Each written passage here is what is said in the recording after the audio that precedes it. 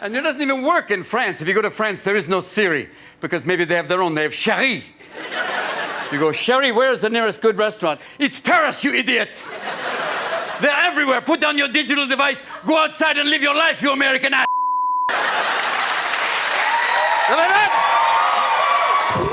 Also, Marty, nice going. Don't put on the glasses. Now, let's see the caterpillars. Bring them out. Don't they look like two caterpillars trying to mate? Like, come on, we can do this. Come on, do this. Don't be afraid. Come on, move on, move on. That Robin Williams has passed away. And by the time we taped these shows a few hours early, and by the time... Robin Williams made the whole world laugh with an energy that seemed endless. Whenever he appeared, the entire room came alive. But on August 11th, 2014, the world was stunned when Robin Williams died at the age of 63. According to the initial ruling, he had taken his own life. And for years, most people believed that was the whole story. But then a discovery, made after Robin's death, forced doctors to rethink everything. What ultimately destroyed Robin Williams may not have been the illness the world believed it was. In the final months of his life, he was plagued by a series of baffling symptoms: insomnia, panic attacks, memory loss, and a growing inability to control his emotions. Yet no doctor could piece them together into a single diagnosis. Only after an examination of his brain following his death did the truth begin to emerge. So what really happened to Robin Williams? To answer that question, we have to go back to the very beginning of his life. Before we begin, one important note. Everything you're about to hear is based on verified investigative records, autopsy findings, medical research, and first-hand accounts from those closest to Robin Williams. Wherever the facts are confirmed, we'll say so. Wherever uncertainty remains, we'll make that clear. Our goal isn't to add to the myths surrounding Robin Williams, but to piece together the truths that went unnoticed for so many years. Robin McLaurin Williams was born on July 21st, 1951, in Chicago, into a financially comfortable family. His father, Robert Fitzgerald Williams, was a senior executive at Ford Motor Company, while his mother, Lori McLaurin, was a former model known for her lively personality charm and boundless energy. By most standards, Robin grew up in a stable, well-educated household that never lacked material comforts. Yet that comfortable life came with an unexpected emptiness, loneliness. Much of Robin's childhood was spent alone in a large house, cared for mainly by household staff, while his parents were often occupied. A shy boy who rarely socialized with children his own age, Robin gradually became accustomed to entertaining himself. He later recalled spending hours alone in his room with toy soldiers, creating elaborate stories, conversations, and entire imaginary worlds of his own. It was during those quiet, lonely hours that Robin discovered an extraordinary gift. He began turning everything around him into a character, mimicking the voices of adults from teachers to neighbors, and constantly changing his tone, expressions, and personalities simply to amuse himself. What began as a way to fill the silence of childhood would eventually become the foundation of the astonishing talent for transformation that captivated audiences around the world. Robin realized something very early in life. Whenever he made people laugh, he was no longer invisible. Laughter made people turn toward him, listen to him, and acknowledge that he was there. In a world where he often felt like an outsider, humor became the first key that helped him belong. But at the same time, it also became the first mask he ever wore. As he entered adulthood, Robin chose not to rely on his family's comfortable background. Instead of taking the easy path, he left that security behind to pursue acting on his own. After attending college, he was accepted into the prestigious Juilliard School, one of America's most respected performing arts conservatories. There he trained in an intensely demanding environment where raw talent alone was never enough without discipline and control. It was at Juilliard that he met Christopher Reeve, who would become his closest friend and one of the most important relationships of his life. Classmates from that era often described Robin as someone almost impossible to define. On one hand, he was extraordinarily intelligent and quick-witted, able to transform into completely different characters in the blink of an eye. On the other, he seemed almost incapable of staying confined within the structure of a traditional classroom. His mind never seemed to stop moving.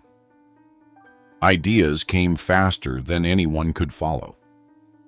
Characters appeared and disappeared within seconds, and spontaneous lines could completely derail an entire script. Some saw it as the mark of a comedic genius, while others believed he constantly lived on the thin line between brilliance and chaos. It's against intergalactic law to eat fellow space travelers. Fly, be free! The turning point came when Robin was cast Mork in Mork and Mindy. Almost overnight, the eccentric alien became a cultural phenomenon across America. Audiences had never seen anyone speak so rapidly, react so effortlessly, or remain so wonderfully unpredictable. Every episode felt like a once-in-a-lifetime performance, where Robin wasn't simply acting, he seemed to be having a conversation with his own imagination.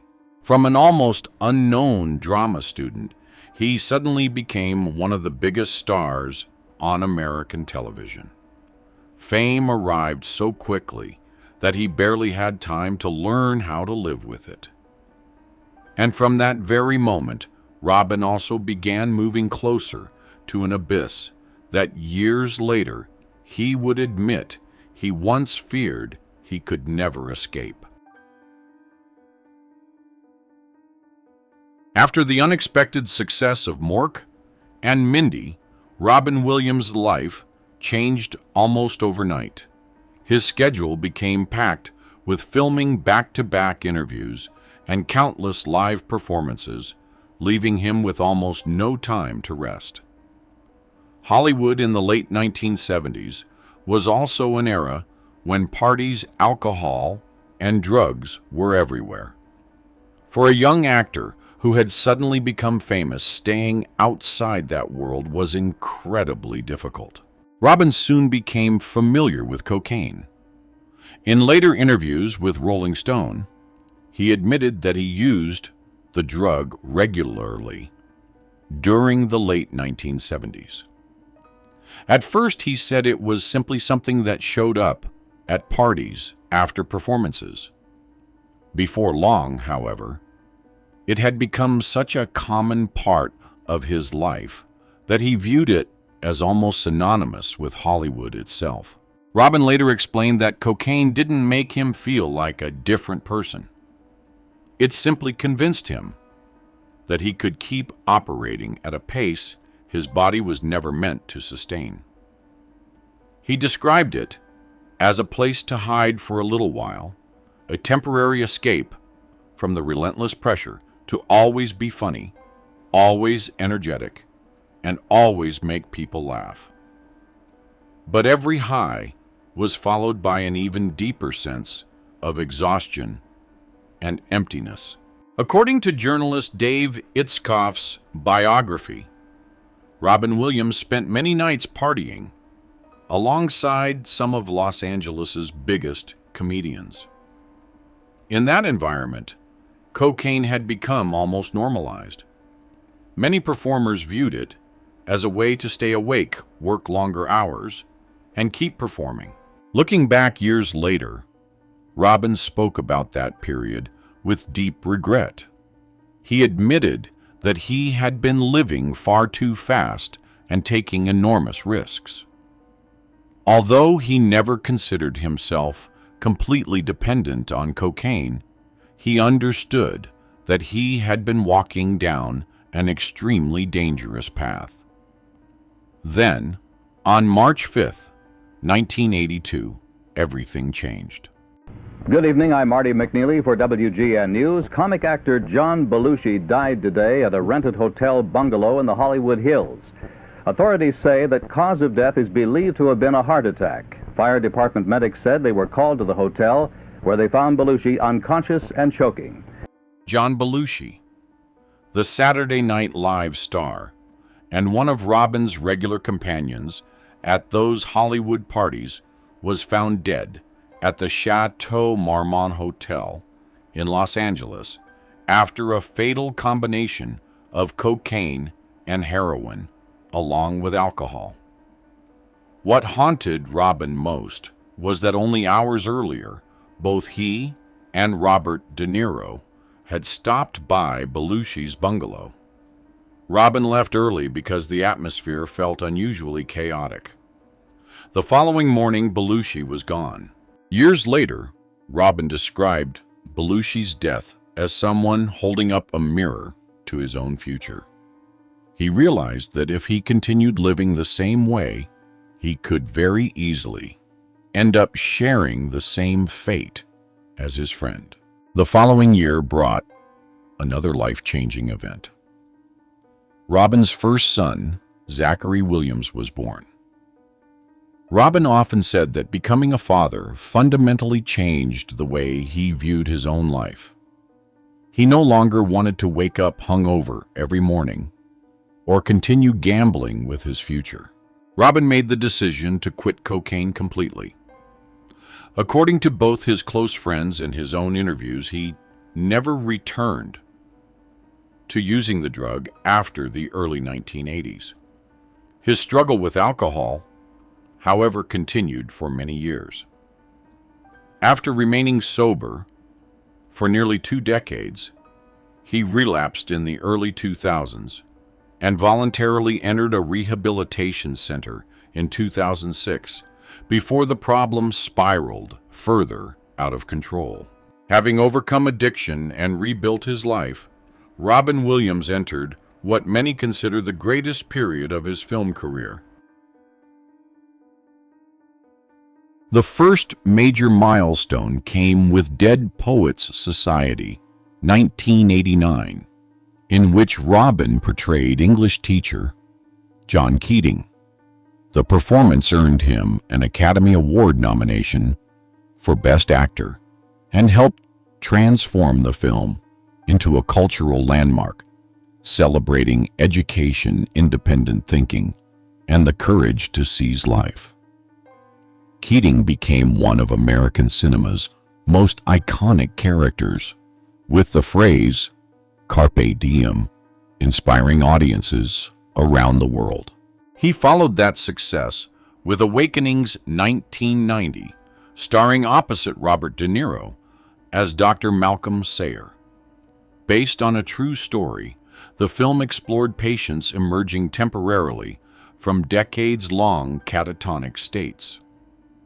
Robin delivered a restrained yet deeply emotional performance, proving that he could command a role through subtlety just as powerfully as he could through explosive comedy. In 1992, Robin gave voice to the genie in Disney's Aladdin, creating one of the most celebrated voice performances in animation history. According to Disney and directors Ron Clements and John Musker, much of Genie's dialogue wasn't scripted. Robin spent hours improvising in the recording booth, producing countless spontaneous performances that gave the character its unforgettable personality. The result helped make Aladdin a worldwide blockbuster and contributed to the film winning the Academy Award for Best Original Score. Help is on the way, dear! Mrs. Doubtfire! Help is on the way! Doubtfire! Don't go in! Hold on, dear. Stop here! Stop, please. Hold there. Oh, there. Oh. One more time, dear. Oh, there. Oh, no, work with me. Come on! Come on! The following year, Mrs. Doubtfire, 1993, elevated Robin to even greater commercial success. The film became both a box office hit and one of the most beloved family comedies ever made. His portrayal of a father disguising himself as an elderly nanny perfectly showcased his unique ability to balance hilarious comedy with genuine emotional depth. The pinnacle of his dramatic career arrived with Good Will Hunting, 1997. As therapist, Sean Maguire Robin delivered a quiet, emotionally powerful performance that earned him the Academy Award for Best Supporting Actor in 1998. For many, it was the moment Hollywood fully recognized him not merely as a brilliant comedian, but as one of the finest dramatic actors of his generation. What truly made Robin Williams extraordinary during this era wasn't simply the number of successful films he appeared in, it was his remarkable ability to shift emotions almost instantly. Within a single scene, he could make audiences burst into laughter before leading them seamlessly into silence, reflection, or tears. Very few performers possessed that level of emotional versatility, and even fewer earned the admiration of both mainstream audiences and film critics alike. Beyond his film career, Robin continued performing stand-up comedy and regularly appeared on major television specials. He also devoted considerable time to entertaining American service members overseas through USO tours, becoming known as an entertainer who never hesitated to bring laughter to troops stationed far from home. And the one drug they give everybody my age, when you get to be like, past 40, is that they start offering you Viagra. Which is weird, too, because you think, could you make a drug to increase my intelligence into my golden years? To make me brilliant and keep me going, my IQ growing? No. But we can make you harder than Chinese algebra.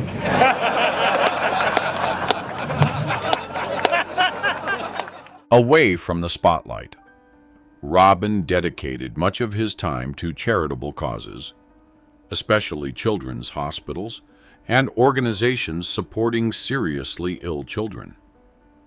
According to reports from CNN and People magazine, he frequently performed at fundraising events without accepting payment, viewing those appearances as a personal responsibility rather than an obligation. One of the most touching stories from his life involved his lifelong friendship with Christopher Reeve. After Reeve's devastating horseback riding accident in 1995 left him paralyzed, Robin visited him in the hospital, disguised as a Russian doctor, complete with an outrageous accent and non-stop jokes. In his memoir, Reeve recalled that it was the first time he had laughed since the accident, a moment that gave him hope during the darkest period of his recovery. Those who worked with Robin throughout these years consistently described him as someone remarkably sensitive to the emotions of others. Even at the height of his fame, he made a habit of lifting everyone's spirits, from leading actors to crew members working behind the camera. His extraordinary blend of talent, versatility, and genuine kindness made Robin Williams one of the rare figures in Hollywood history who was not only deeply loved by audiences, but also profoundly respected by his peers. By the end of 2013, although his career remained active, With ongoing film and television projects, Robin Williams began showing subtle changes that were almost impossible to recognize in the early stages. According to Susan Schneider Williams in interviews with Neurology and CNN, the earliest changes were almost impossible to recognize. At first, they were little more than persistent insomnia and a growing feeling that Robin's body was no longer working in sync the way it once had. Because Robin had spent decades keeping an unpredictable schedule due to his career, those early symptoms didn't initially seem alarming. But by late 2013 and into early 2014, the sleeplessness became far more severe. There were nights when he couldn't sleep, despite being completely exhausted, leaving him drained throughout the following day. As 2014 began, psychological symptoms also became more frequent. Robin started experiencing intense episodes of anxiety, sometimes without any obvious trigger. Susan recalled moments when he would suddenly become overwhelmed by fear during ordinary daily activities, only to return to normal shortly afterward, unable to explain what had happened. Even more concerning were the changes in his thinking. Robin began struggling with short-term memory, forgetting conversations he had just had, and taking much longer to process even simple situations. For someone whose career had been built on lightning-fast improvisation, the change was especially devastating. While filming Night at the Museum: Secret of the Tomb, which was shot primarily during 2013 and 2014, director Sean Levy later revealed that Robin began having difficulty remembering his lines, a dramatic contrast to the effortless performer everyone had always known. Instead of constantly improvising, he relied much more heavily on the script and frequently asked to redo scenes because he felt they weren't good enough. Around the same time, Robin's ability to concentrate noticeably declined. He struggled to stay focused for long periods, became easily distracted, and often described his mind as feeling covered in fog. According to Susan Schneider Williams, this was when Robin first began expressing his fear that he was losing control of his own mind. Alongside these cognitive changes came physical symptoms. His left hand occasionally developed a slight resting tremor. His body became stiffer, his movements slowed, and he no longer moved with the same ease as before. At first, Robin assumed these changes were simply part of getting older, or the result of prolonged exhaustion. In May 2014, after numerous medical evaluations, doctors diagnosed him with early-stage Parkinson's disease. According to medical records later shared by the family, everyone initially believed they had finally found an explanation for his condition. Robin began learning about Parkinson's and tried to adapt to what he believed was his new reality. But within just a few weeks of receiving the diagnosis, his symptoms continued evolving in ways that didn't fit the typical pattern of Parkinson's disease. In addition to tremors and muscle stiffness, he experienced severe insomnia, overwhelming anxiety, rapid emotional changes, and significant cognitive decline. The combination simply didn't match what doctors normally expected to see. Susan later recalled that there were days when Robin would wake up feeling relatively normal, only to become frightened, confused, or emotionally overwhelmed just a few hours later without any obvious cause. He repeatedly told her that he couldn't understand what was happening inside his own body or inside his own brain. During this period, Robin spent much of his time moving between neurologists, psychiatrists, and other specialists. As Susan explained in her 2016 essay, for neurology doctors evaluated him for numerous conditions, including anxiety disorders, Parkinson's disease, dementia, sleep disorders, and various psychiatric illnesses. Yet no single diagnosis could explain all of his symptoms at once. What made Robin's condition so puzzling was the combination of problems appearing simultaneously: persistent insomnia, a diminished sense of smell, chronic constipation, severe anxiety, memory loss, movement disorders, and rapidly shifting emotions. Any one of those symptoms might point toward a different illness, but together they created a picture that didn't fully match any known diagnosis. Robin gradually withdrew from public life.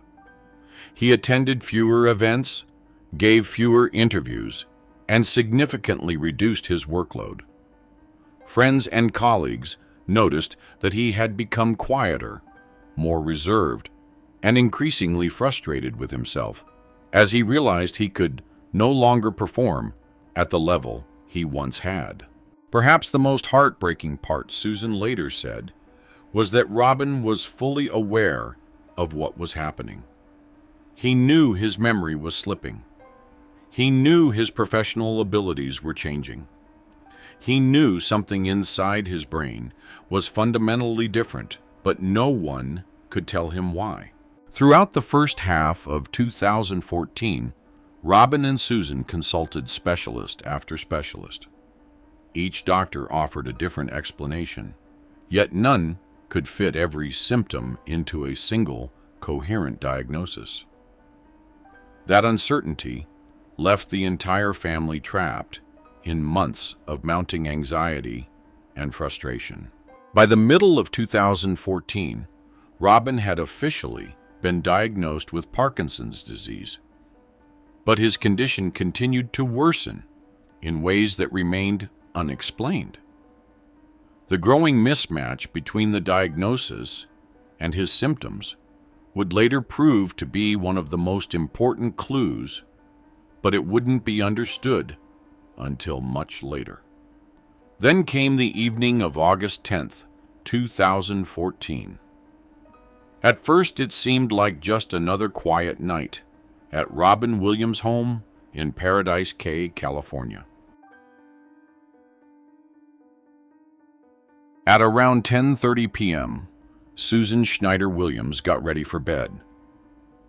Because Robin had been struggling with severe insomnia for months, frequently waking throughout the night, and exhibiting unusual sleep behaviors, they had decided to sleep in separate rooms so that each of them could get a better night's rest. Before Susan walked into her room, Robin looked at her warmly and quietly said, "Good night, my love." It was the last time anyone would see Robin Williams alive. Robin then closed the bedroom door and remained alone for the rest of the night. According to the investigation by the Marin County Sheriff's Office, there were no signs of forced entry or evidence that anyone else had been involved. The following morning, at around 10:30 a.m., Susan left for work. Believing Robin was still asleep after another restless night, she chose not to wake him. As noon approached, Robin's personal assistant became concerned.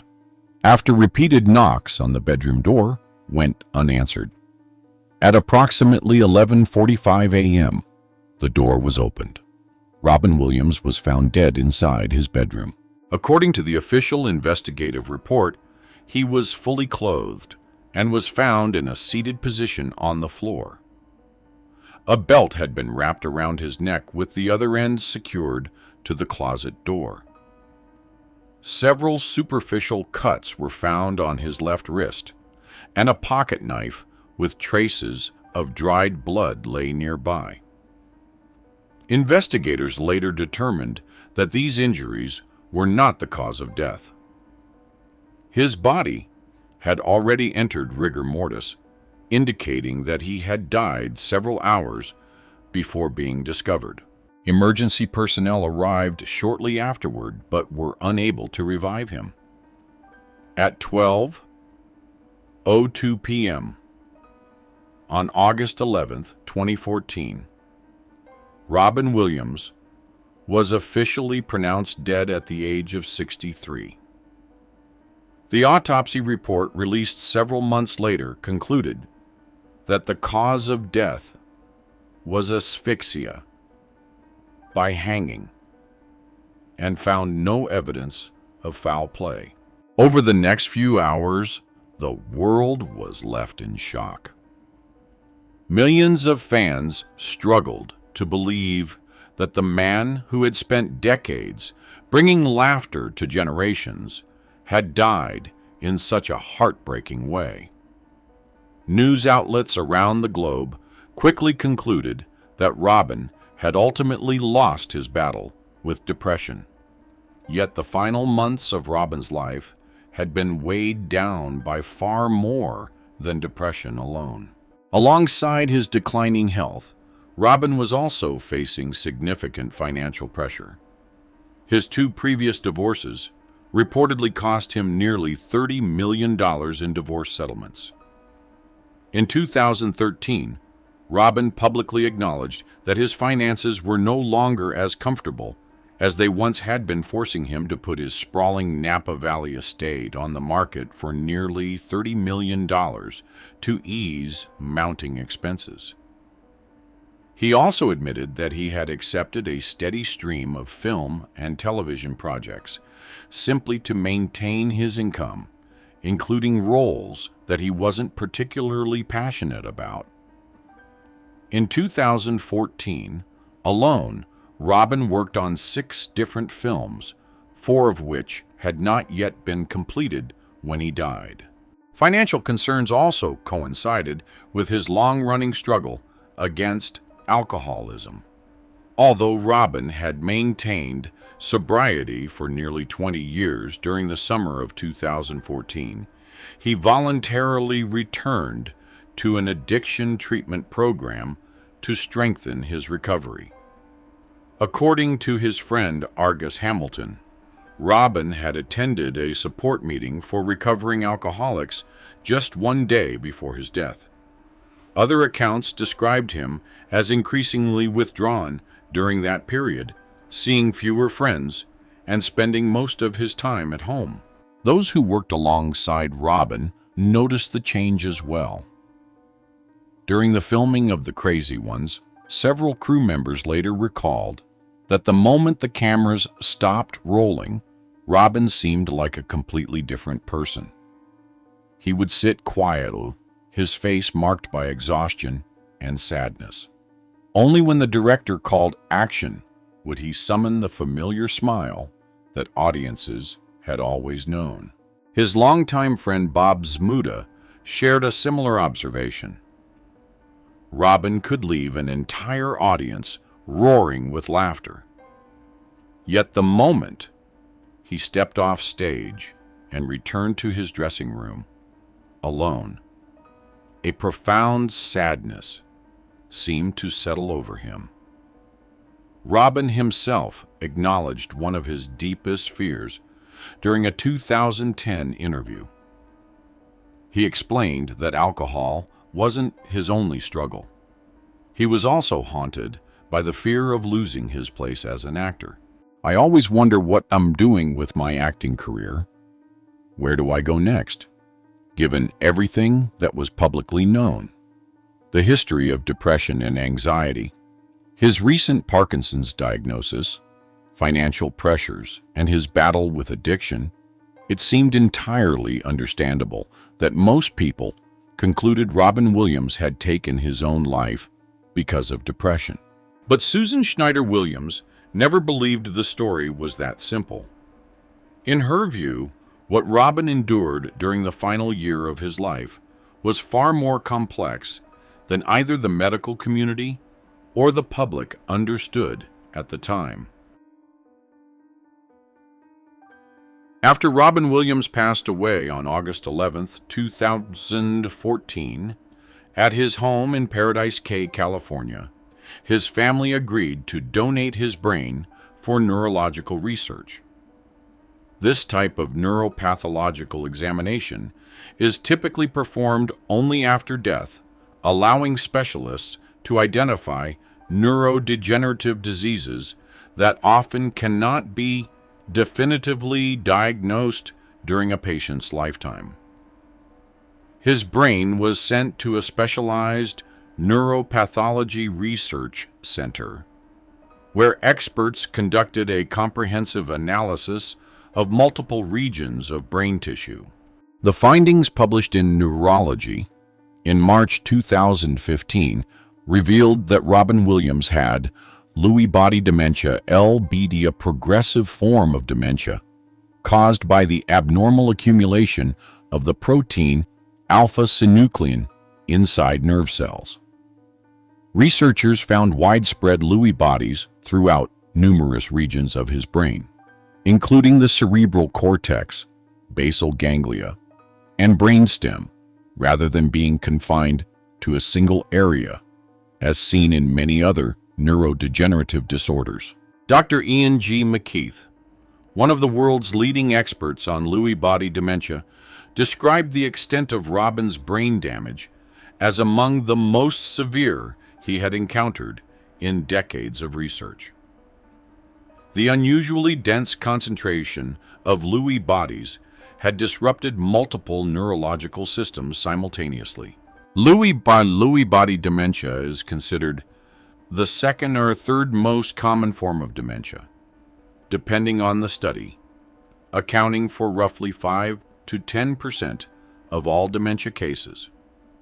In its early stages, however, it is frequently misdiagnosed, estimated in 50 to 80% of patients, because its symptoms overlap with Alzheimer's disease, Parkinson's disease, depression, and anxiety disorders. The disease develops when alpha-synuclein proteins accumulate inside neurons, forming Lewy bodies that interfere with normal brain signaling and gradually destroy nerve cells. As the disease progresses, it affects memory, movement, cognition, emotions, and sleep simultaneously. During the final year of his life, from 2013 to 2014, Robin Williams displayed an unusually complex combination of symptoms. He suffered from persistent insomnia, escalating anxiety episodes of panic, short-term memory loss, difficulty concentrating, and increasing trouble remembering his lines. He also developed hand tremors, muscle stiffness, and declining fine motor control. Some physicians initially suspected early Parkinson's disease because of his movement problems. Others focused on treating anxiety and depression because of his prominent psychiatric symptoms. Yet despite these treatments, his condition continued to worsen in ways that no single diagnosis could adequately explain. One of the defining characteristics of Lewy body dementia is the combination of fluctuating cognition, visual hallucinations, REM, sleep behavior disorder, and rapidly progressive cognitive decline. Because these symptoms often appear together, they can easily be mistaken for several separate illnesses unless the patient undergoes a thorough neurological evaluation. In Robin Williams' case, the postmortem neuropathology report later showed that multiple regions of his brain responsible for regulating emotion, memory, and behavior had all been affected simultaneously. This helped explain why psychiatric symptoms, movement disorders, and cognitive decline appeared together over such a relatively short period. According to the Lewy Body Dementia Association, LBDA, the average life expectancy after diagnosis is approximately 5 to 8 years, although many patients die sooner if the disease progresses rapidly or is not correctly identified. Death is often related indirectly to neurological complications, falls, severe cognitive impairment, and dysfunction of the autonomic nervous system. After the uropathology results became public, Robin's wife, Susan Schneider Williams, explained that during the finalist months of his life, her husband had been battling far more than depression alone. She emphasized that many of his psychiatric symptoms were likely direct manifestations of Lewy body dementia itself, rather than separate mental health conditions. In 2016, she published a powerful essay in Neurology titled "The Terrorist Inside My Husband's Brain," describing how the disease had progressively dismantled Robin's cognition, emotions, and behavior. The article attracted widespread attention within the medical community because it offered an extraordinarily personal account of one of the most severe and difficult to diagnose cases of Lewy body dementia ever documented. Following the publication of Robin's diagnosis, worldwide interest in Lewy body dementia increased dramatically. Medical researchers noted a significant rise in public awareness of the disease, particularly regarding patients who experience both psychiatric symptoms and movement disorders at the same time.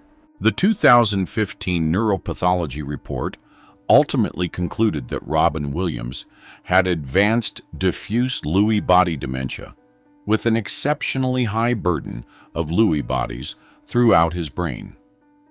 The findings confirmed that the wide range of symptoms he experienced during the final year of his life resulted from a single, widespread neurodegenerative process rather than one isolated disorder.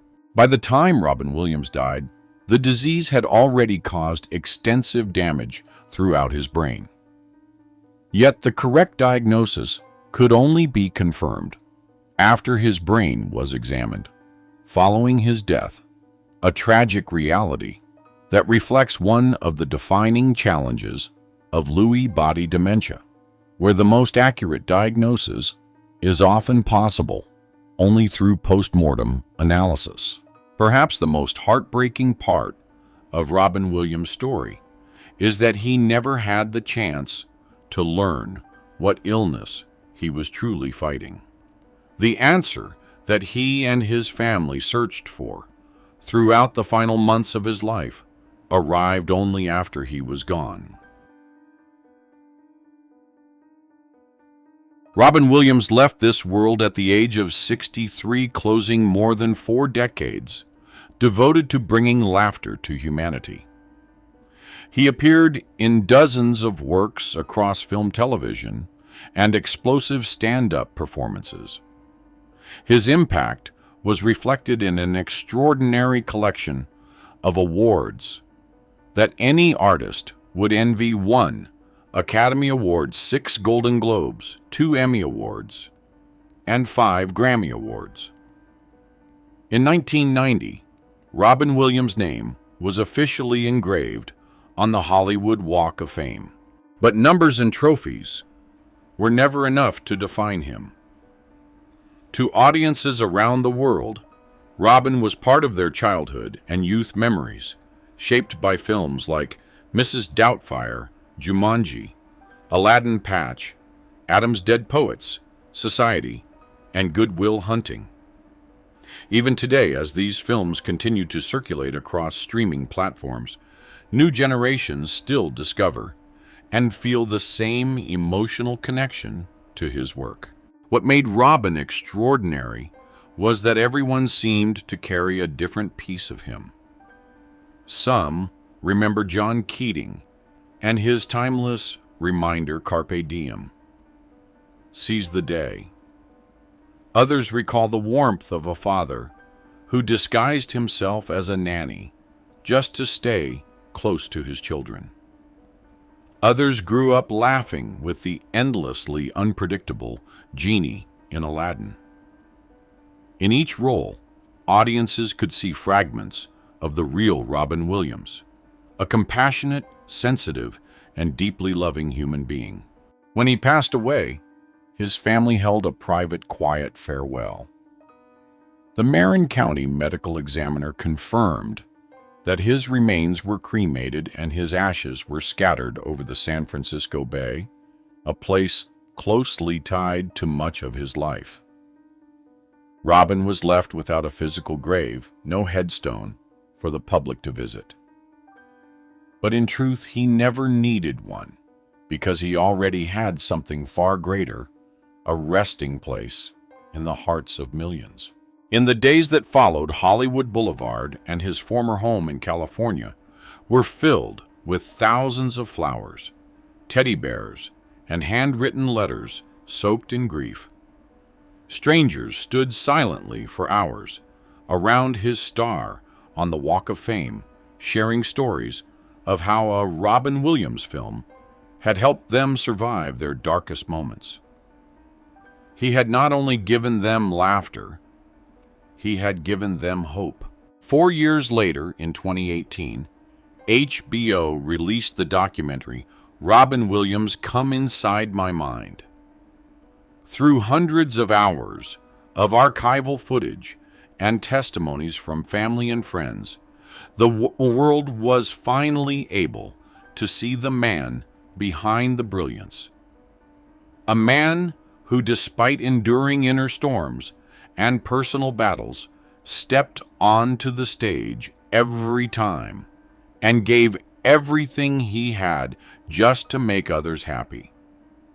Yet perhaps the most profound part of Robin Williams' legacy was born from tragedy itself. In 2016, 2 years after his passing, his wife, Susan Schneider Williams, published a deeply moving essay in Neurology revealing the results of his brain examination. It was then that the world first truly learned the name Lewy body dementia, LBD, the devastating disease that had quietly destroyed his final years. Almost immediately, global awareness surged. The Lewy Body Dementia Association reported an unprecedented spike in public searches and inquiries. Across neurology clinics, patients and families began asking about LBD after recognizing similar symptoms that had previously been misdiagnosed, turning grief into purpose. Susan became a leading voice in raising awareness of the disease. She attended medical conferences, collaborated with research organizations, and carried one mission forward to ensure that no other family would have to endure what hers had gone through. What haunted her most was not only losing her husband, but knowing that Robin never truly understood what was happening inside his own mind. And in a painful irony, Robin Williams' suffering became a key that unlocked understanding for millions of others. Thanks to Susan's essay and the medical discussions surrounding Robin's case, countless families began recognizing symptoms they had long misunderstood: persistent insomnia, severe anxiety tremors, cognitive decline, and sudden personality changes. For many, it provided long-awaited answers, clarity, and the chance to prepare for what lay ahead. A man who spent his life under the spotlight, using laughter to heal others, ultimately left behind a legacy born from silence and struggle. In the end, his final act, unintended and tragic, became a guiding light for medicine and for countless families around the world. It is a legacy that transcends awards, fame, and cinema itself, a legacy of awareness, compassion, and lives quietly saved.